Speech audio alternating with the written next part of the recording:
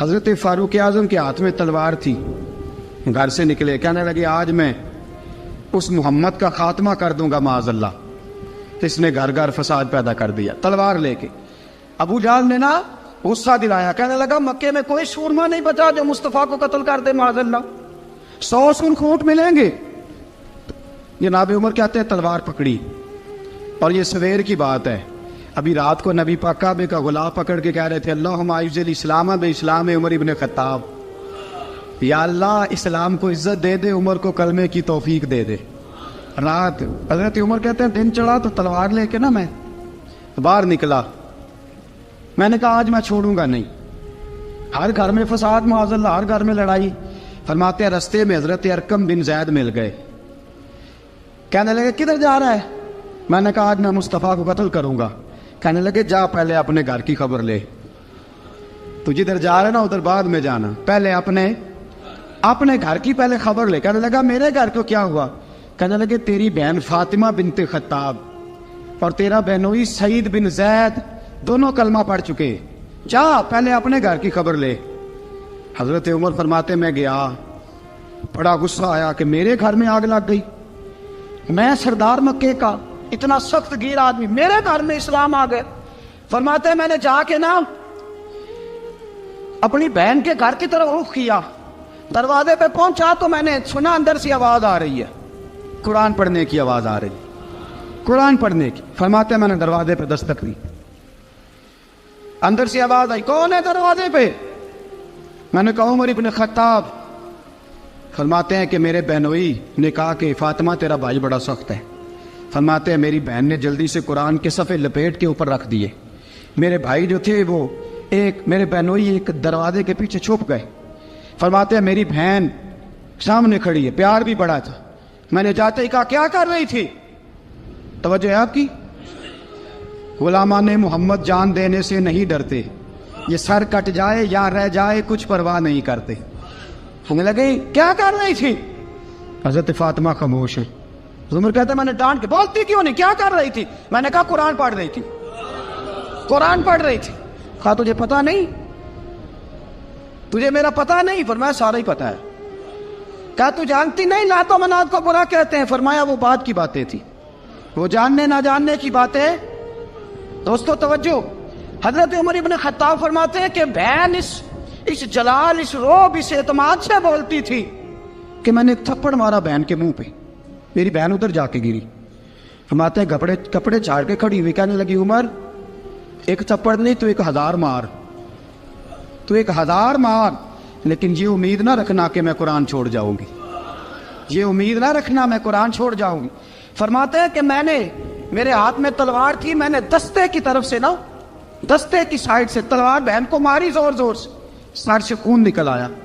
فرمایا میں اپنے بہنوئی کی بڑی عزت کرتا تھا، میرا بہنوئی پردے سے نکلا بیوی کو بچانے، میں نے زور زور سے 2 تلوار کی پشتیں اس کے سر پہ بھی ماری، خون نکلا، پھر میری بہن آگے ہوئی، پھر مارا۔ واقعی جب خون نکلا نا بہن کا تو میری بہن نے اپنا خون اپنے ہاتھ پہ لگا کے کہا عمر جس ماں باپ کا خون تیری رگوں میں ہے اس کا میری رگوں میں بھی ہے، اسی کا خون میری رگوں میں بھی ہے۔ فرمایا عمر جس باپ کی پشت سے تو ہے میں بھی اسی باپ کی پشت سے ہوں، جس ماں کی چھاتیوں سے دودھ تو نے پیا ہے میں نے بھی اسی ماں کی چھاتیوں سے دودھ۔ توجہ ہے آپ کی؟ میری بات سمجھ میں آ رہی ہے؟ سنیں بات، رسول اکرم صلی اللہ تعالی علیہ وسلم نے فرمایا، حضرت عمر رضی اللہ تعالیٰ عنہ فرماتے ہیں نبی پاک پہ نازل قرآن سنا تو جب میری بہن نے اس جلال کے ساتھ بات کی نا کہ عمر میں بھی اسی باپ کی بیٹی ہوں، میں بھی اسی باپ کی بیٹی ہوں، میں بھی اسی قبیلے کی ہوں، خبردار تو ترشرو ہو کے گالی 1000 دے، یہ وہ نشہ نہیں جسے ترشی اتار دے۔ فرمایا تو چارہ کر، ٹیل لگا، لیکن تو مجھے اسلام سے ہٹا سکتا؟ حضرت عمر فرماتے ہیں بہن کا جلال دیکھا تو میں ٹھنڈا ہو گیا، بہن کا جلال دیکھا تو میں نے کہا اچھا مجھے دکھاؤ کیا پڑھ رہی تھی، مجھے دکھاؤ ذرا کیا پڑھ رہی تھی۔ فرماتے ہیں میری بہن کہنے لگی تو کافر ہے، انما المشرکون نجس، جا پہلے وضو کر کے آ، جا غسل کر کے آ، جا پہلے نئے کپڑے دھلے ہوئے پہن کے آ، پہلے تیار ہو کے آ۔ حضرت عمر فرماتے ہیں میں تیار ہو کے آیا، میری بہن نے جھولی میں صفحے رکھے، قرآن پڑھے بہن، سنے بھائی، اللہ تقدیر بدل دیتا ہے. قرآن پڑھے بہن اور سنے بھائی.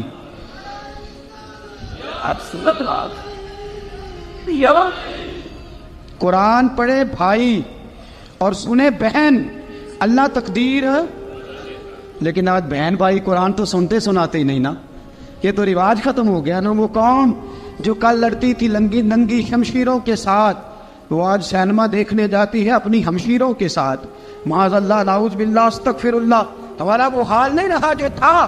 حضرت عمر فرماتے ہیں بہن نے قرآن پڑھا، میں نے قرآن سنا، پتہ نہیں قرآن میں کیا لذت سی، میں رو رو کے بے حال ہو گیا.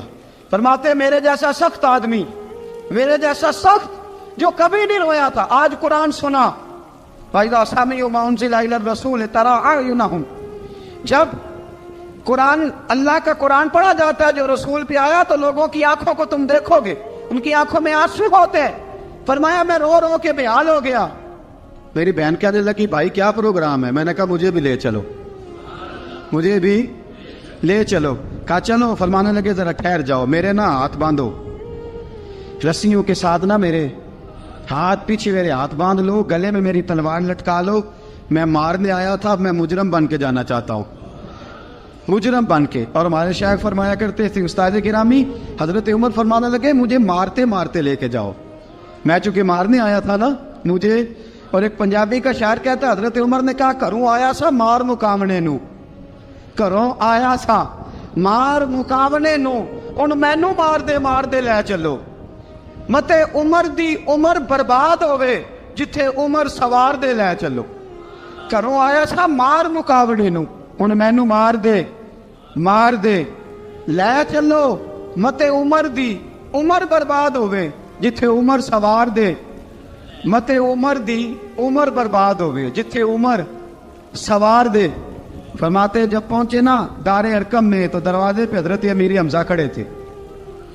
حضرت امیر حمزہ، ایک شخص کہنے لگا حضرت امیر حمزہ سے عمر آ رہا ہے. فرمایا آنے دو. کہا حضور وہ تلوار بھی گلے میں لٹک رہی ہے. فرمایا آنے دو. وہ اگر عمر ہے تو میں بھی امیر حمزہ ہوں، وہ اگر عمر ہے تو انا اشہد اللہ و رسولہ، میں اللہ رسول کا شعر ہوں، آنے دو. کہا آپ کیا کریں گے؟ کہا ادب ملحوظ رکھے گا تو خاطر سے بٹھائیں گے، نمونہ اس کو ہم خلق محمد کا دکھائیں گے، اگر نیت نہیں اچھی تو میں اس کو قتل کر دوں گا، اسی کی تیغ سے سر کاٹ کے چھاتی پہ دھر دوں گا. میں آنے تو دو، آنے دو عمر کو. حضرت عمر آئے، دروازے میں داخل ہوئے. صحابہ فرماتے ہیں کہ حضور نے شور سنا. فرمایا کون ہے دروازے پہ؟ فرمایا عمر. فرماتے ہیں حضور اٹھے تیزی سے، چادر گر گئی، چادر. حضور تیزی سے اٹھے، کھول دو دروازہ. حضور عمر کے گلے میں تلوار ہے. فرمایا پھاٹک کھول دو. یا رسول اللہ عمر آپ کا دشمن. فرمایا کھولو دروازہ.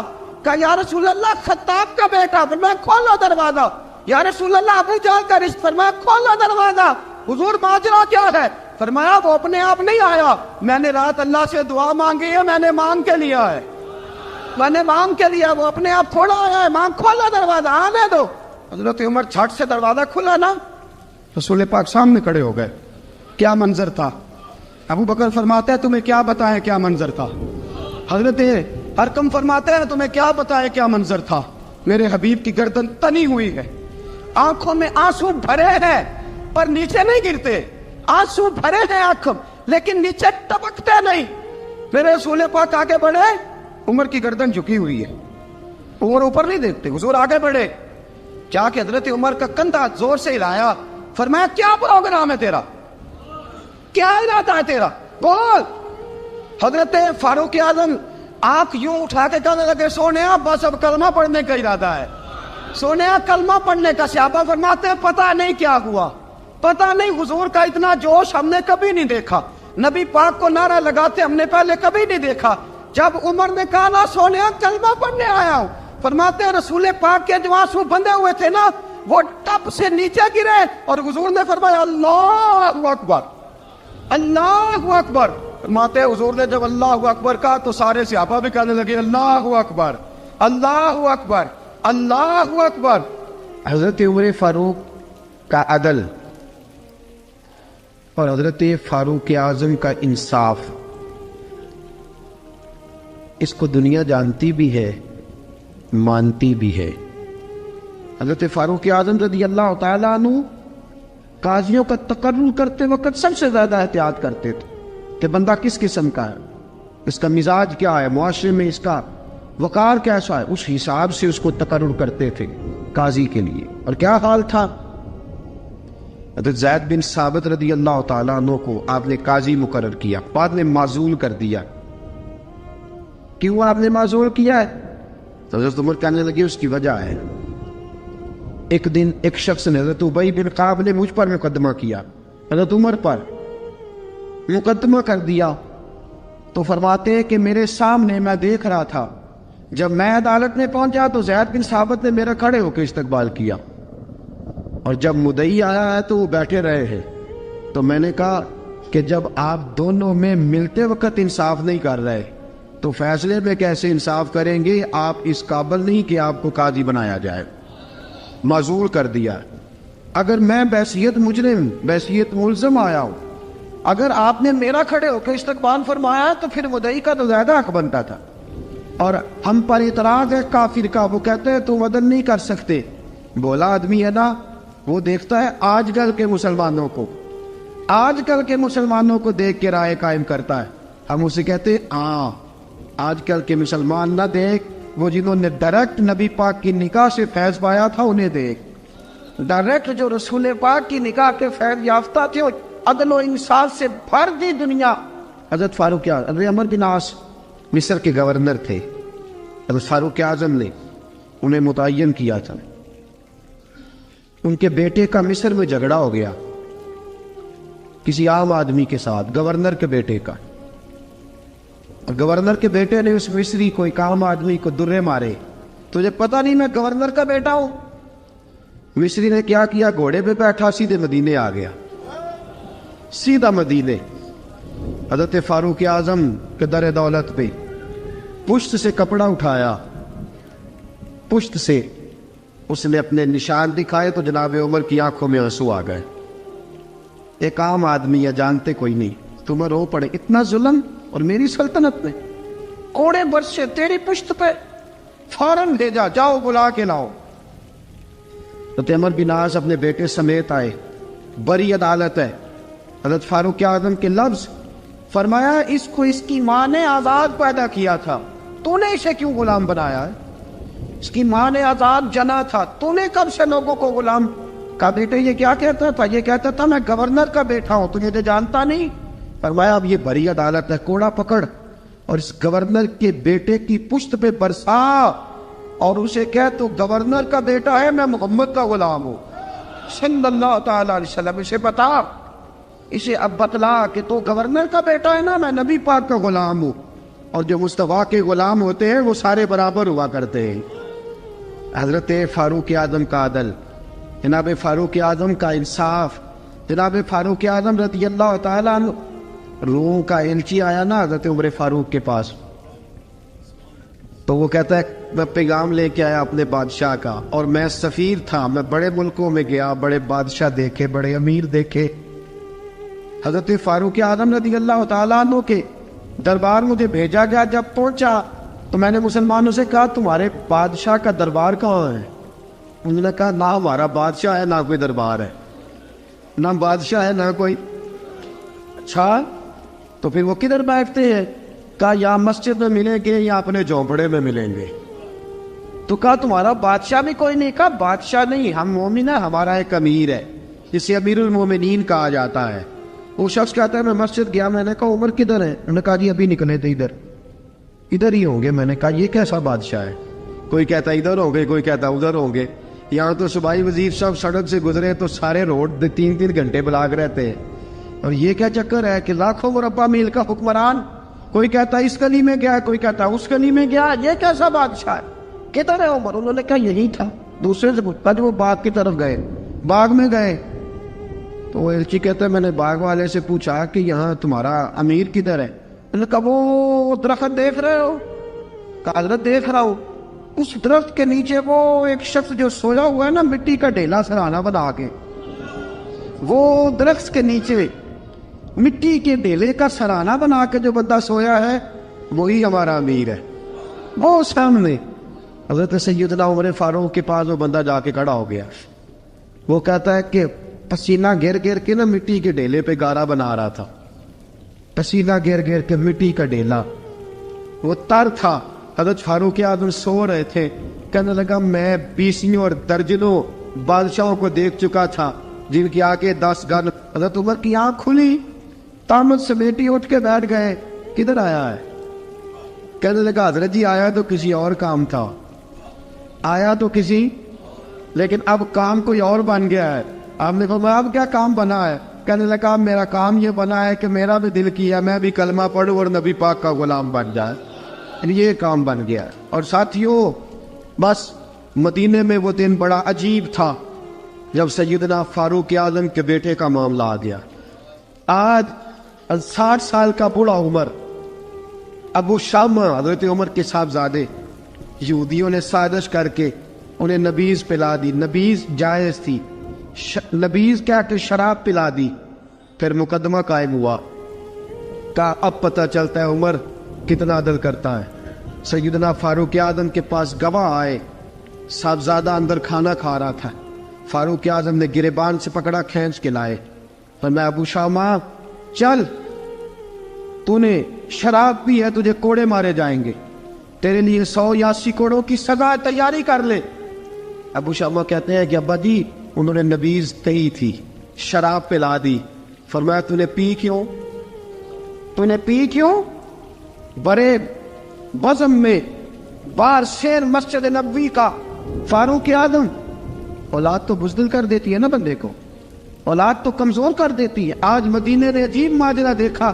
حضرت فاروق اعظم کی زوجہ روتی ہوئی آئی, کہنے لگی حضرت جی میرا لخت جگر ہے, ایک کوڑے کے بدلے پیدل حج کروں گی, ایک کوڑے کے بدلے صدقہ اور خیرات کروں گی.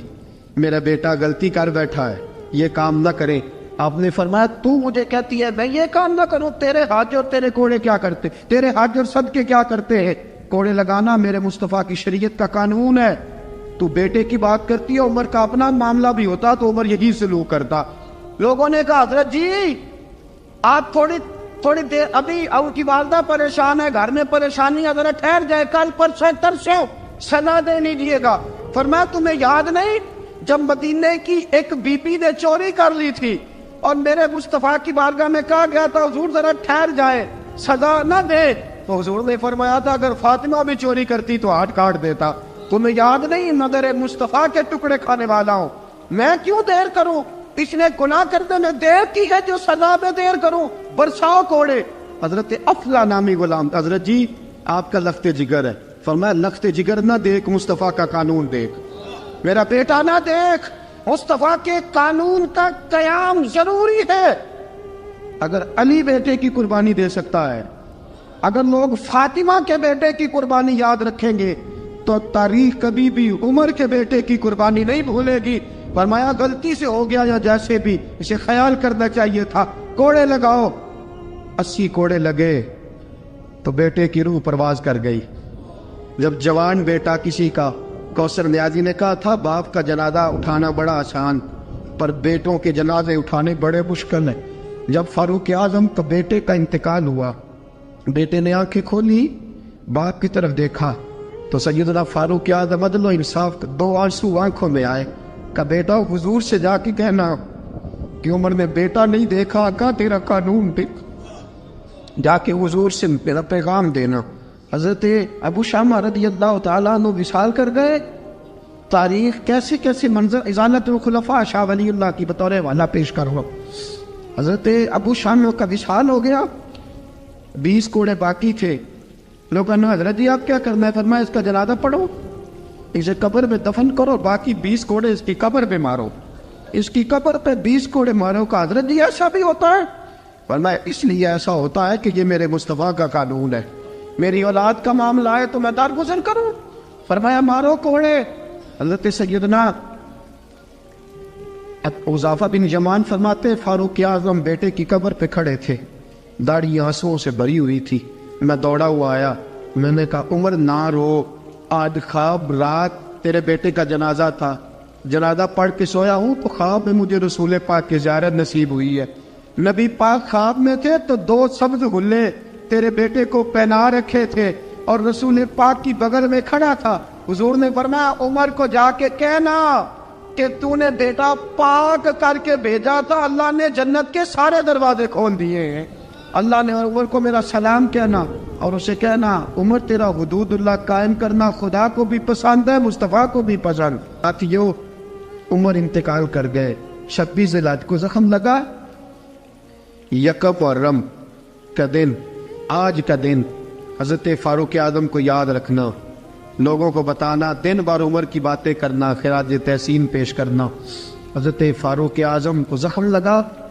آپ نے فرمایا اپنے بیٹے سے بیٹا جا حضرت عائشہ کے پاس. گنبد خضرا میں 3 لوگوں کے دفن ہونے کی جگہ ہے. ایک میں ابو بکر دفن ہو چکے, ایک میں رسول پاک کا مزار قدسی بن چکا, ایک جگہ خالی ہے. جا کے عائشہ سے پوچھنا, مجھے پتہ ہے وہ 18 سال کی عمر میں رسول پاک پردہ کر گئے تھے. 18 سال سیدہ کی عمر تھی. عائشہ نے جگہ اپنے لیے رکھی ہوئی ہے.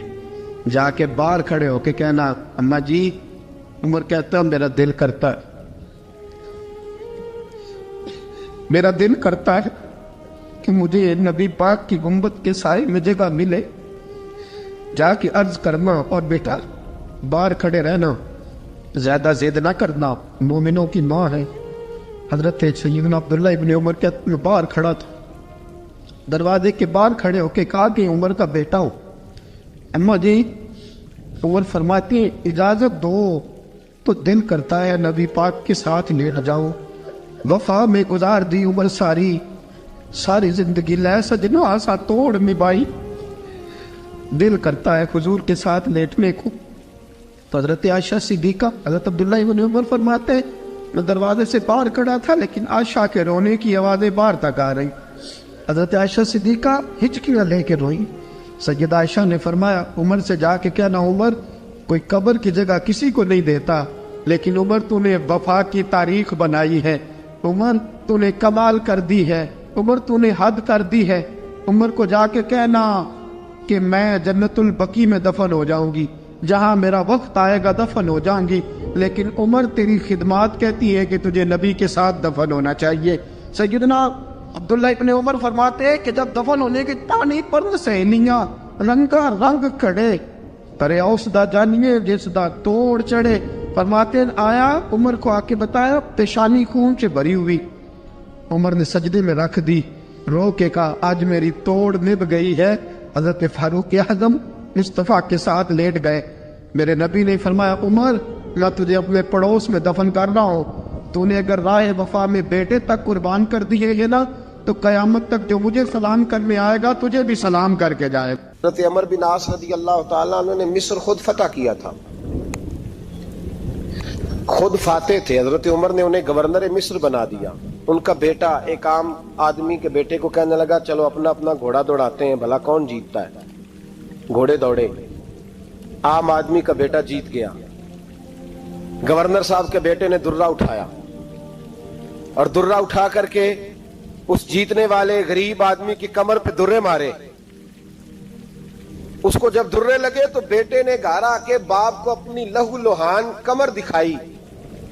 باپ کے دل میں بڑی قدر ہوتی ہے اولاد. درجے تو لوگ ماں کے بیان کرتے رہتے ہیں, لیکن جتنا باپ پیار کرتا ہے اس کا بھی تقاضا کوئی کر نہیں سکتا.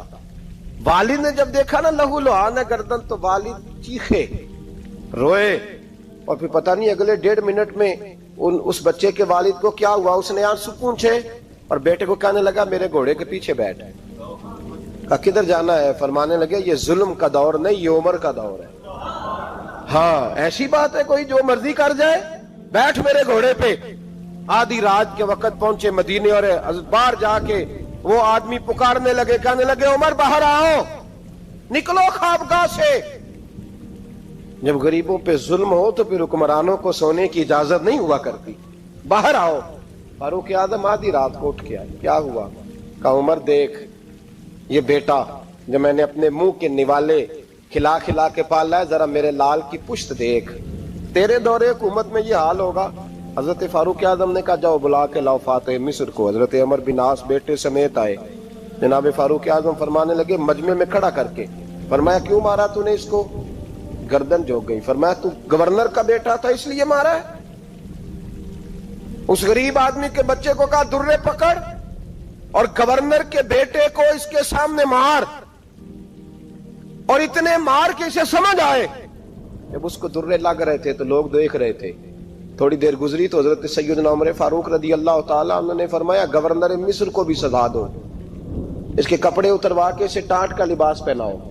लोग कहने लगे हुजूर गवर्नर साहब की क्या गलती, सुनो और याद रखना। हजरत फारूक आजम कहने लगे इस बच्चे के दिल में बात डाली किसने कि तू गवर्नर का बेटा है? किसने बात डाली कि तू चौधरी का बेटा और बाकी कमी होते हैं? किसने सिखाया इसे? वो ताकतें भी हम कुचलेंगे जो सिखाती हैं कि फलाना बड़ा है फलाना छोटा है। फरमाया ना, जब कोई रसूलुल्लाह का कलमा पढ़ लेते हैं वो बराबर हो जाया करते हैं। इसको किसने सिखाया? किसने सिखाया इसको? गवर्नर को भी। और फिर हजरत उमर ने तारीखी जुमला कहा, हजरत अमर बिन आस की तरफ देख के फरमाया जब अल्लाह ने इन लोगों को आजाद पैदा किया तुमने क्यों गुलाम बना लिया? जब रब ने आजाद पैदा किया तुमने क्यों गुलाम बनाया? अजीजों याद रखो, जब इंसाफ का बोलबाला होता है फिर कोई आदमी डरता है। यहां इंसाफ नहीं मिलता। और मैं आप खुद, एक बात याद आ गई, हजरत उमर का जमाना था तो गस्सान के बादशाह ने कलमा पढ़ लिया। जो लोग गरीब कहलाते हैं ना वो जरा मेरी बात पे ज्यादा तवज्जो करें, गरीबों को सुनाने लगाओ, गरीब जरा तवज्जो करें। गस्सान के बादशाह ने इस्लाम कबूल कर लिया और इस्लाम कबूल करते ही वो आए हज करने। हज के बाद फारिग हुए तो एक नफली तवाफ कर रहा था गुस्सान का बादशाह शाह गुस्सान।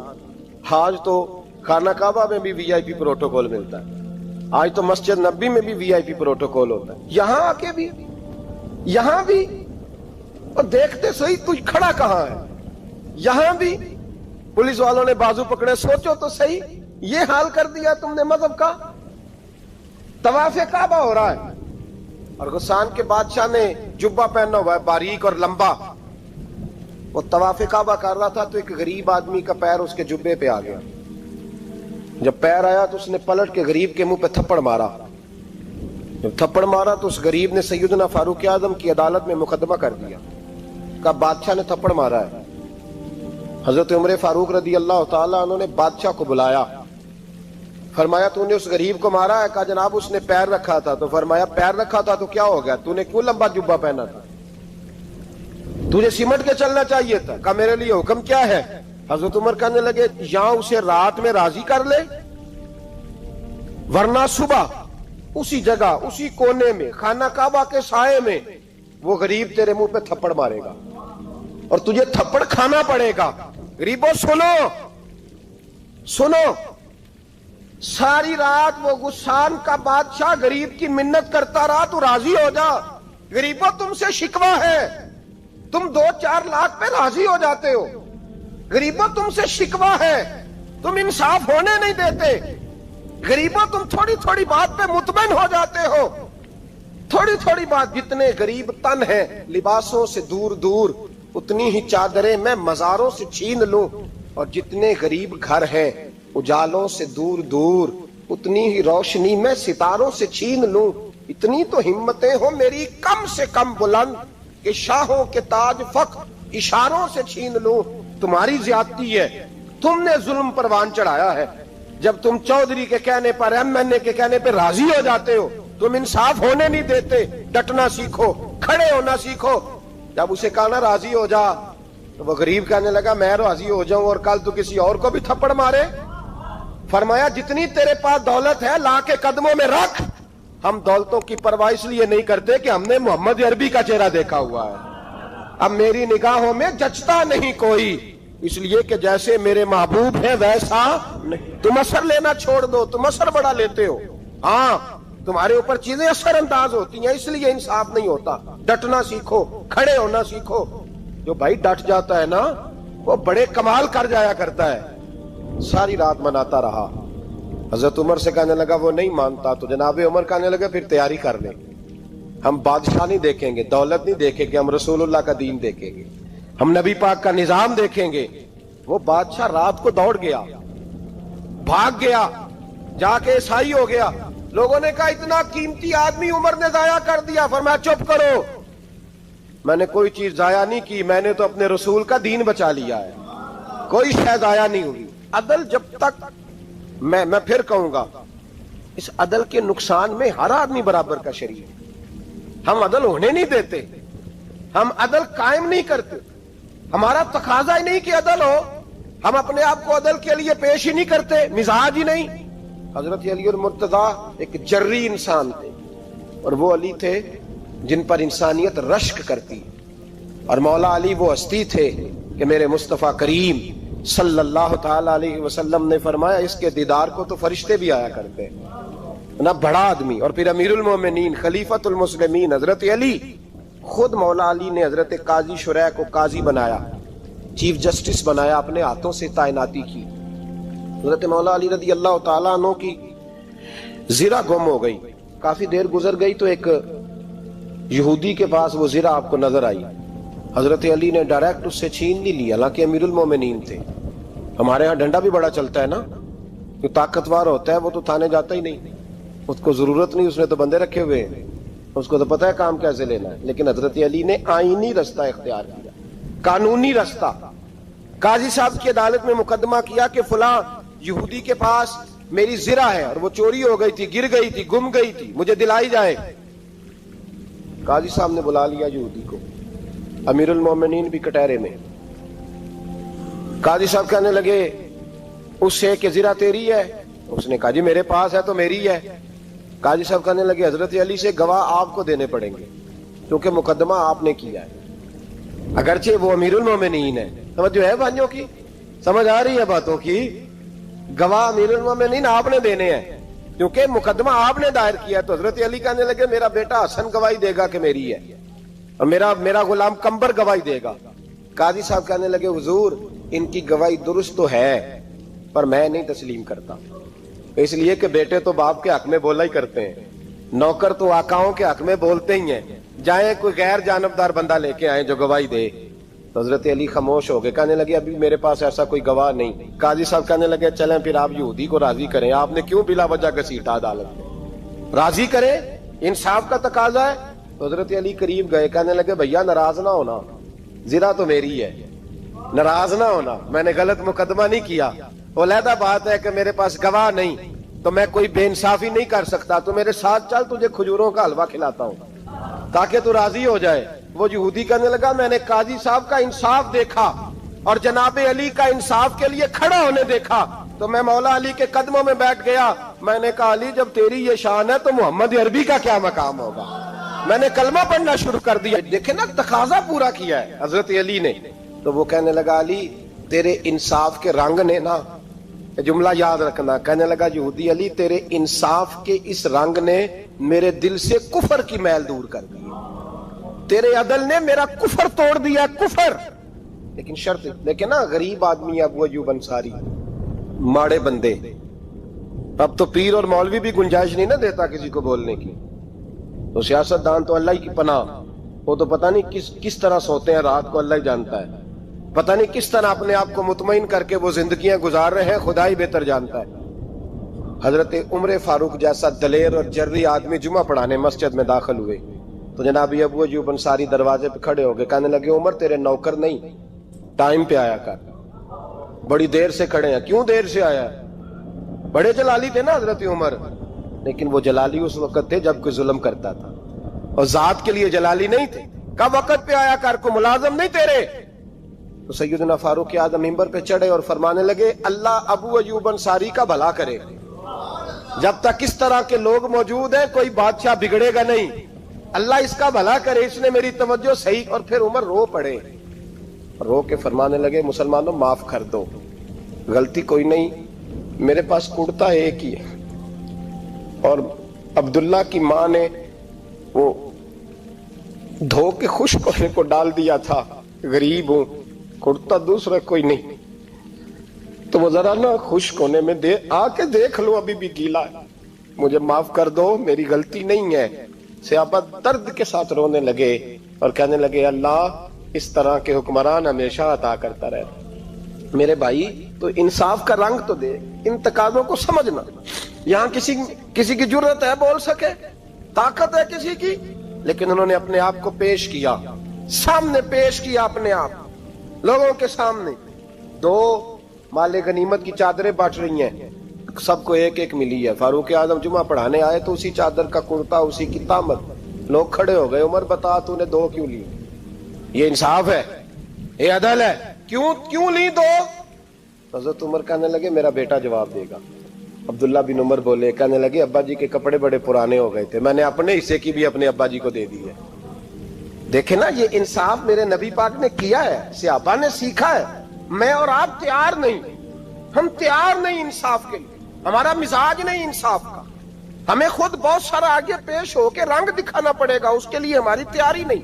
इसलिए हम हुक्मरानों को गाली दे के चुप कर जाते हैं, इसलिए हम वकीलों के कहते हैं बिकते बड़ा है, जज बिकते, ये बातें करके हम खामोश हैं। हम पेश नहीं कर पा रहे, अभी तक हम अपने आप को खड़ा नहीं कर पा रहे कि हमसे मुतालबा करो इंसाफ का, खड़ा नहीं।